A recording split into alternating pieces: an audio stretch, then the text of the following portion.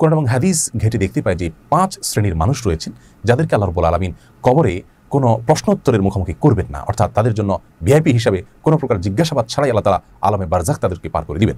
সেই 5 শ্রেণীর সৌভাগ্যবান মানুষদের মধ্যে থেকে সর্বপ্রথম হলেন ওই ব্যক্তি যিনি ইসলামী রাষ্ট্রের ভূখণ্ডকে পাহারা দিয়ে থাকেন, বর্ডার গার্ড যাদেরকে আমরা বলে থাকি। সৌভাগ্যবান ব্যক্তি হলেন শহীদ, যিনি আল্লাহ রাস্তায় জীবন বিলিয়ে দিয়েছেন।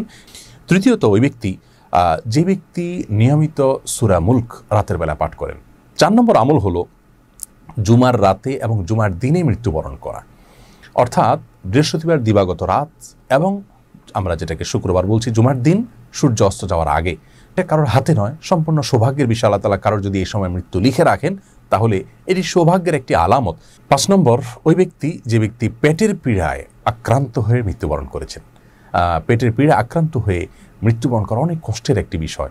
আল্লাহ রাব্বুল আলামিন তার জন্য সান্ত্বনা হিসেবে একটি বিশেষ পুরস্কার ঘোষণা করেছেন যে এই ব্যক্তি যদি সবর করতে পারে আল্লাহ রাব্বুল আলামিন তাকে কবরের আযাব থেকে, কবরের পরীক্ষা থেকে হেফাজতে রাখবেন।